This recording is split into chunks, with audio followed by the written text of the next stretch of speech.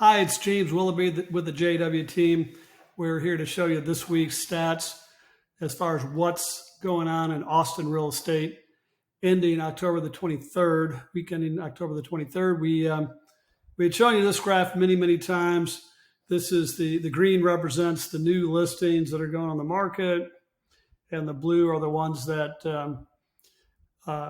go pending every week. So we're still consistently seeing around 700 new homes sell. This last couple of weeks, it's been in the low sixes. And then in terms of new inventory coming on, it's dropped down to pretty much consistently in the just above the 700 range.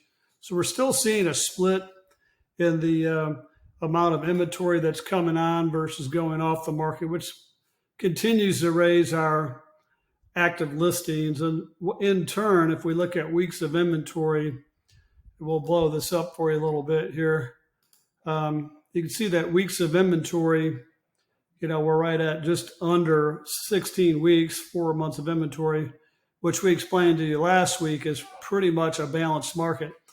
Now, what doesn't feel balanced is the fact that a lot of our listings continue to not sell, even though we feel like they were priced spot on. So what we're finding is that the next home to sell is the best value, best price home out there. So unless we're aggressively priced, the homes are not getting shown nearly as much as they were in the past, and of course not getting any offers. So that's a little scary. What's keeping the market in check overall is there's a lot of sellers that have called it quits, at least for right now. And you can see that the expired listings have been very high, consistently right at or right below 300 listings per week are quitting. And then these spikes here, of course, are end of the month listings. So I imagine that we're going to see a lot of inventory come off the market, pre-holiday. So I think there's probably a lot of listings that are going to occur at the end of the month here in October. Probably not nearly as many people listing going into November and December, which is pretty normal, and hoping that we'll be in a lower inventory situation.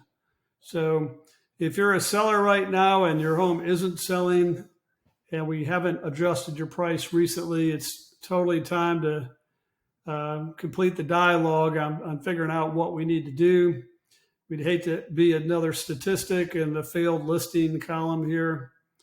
And so really the only medicine that we have right now, because all of our homes look good, they're staged well, they're great photography and marketing, and we've done all the open houses and everything. The only thing that's going to cure what we're going through is to get the home more aggressively priced. So as you can see, we're still doing every week. We're seeing anywhere between 1,500 or 1,600 and about 1,800 price reductions per week. So we may need to talk about price. So that's the wrap for this week. We're hoping that we don't have to have a lot more excuses for the market.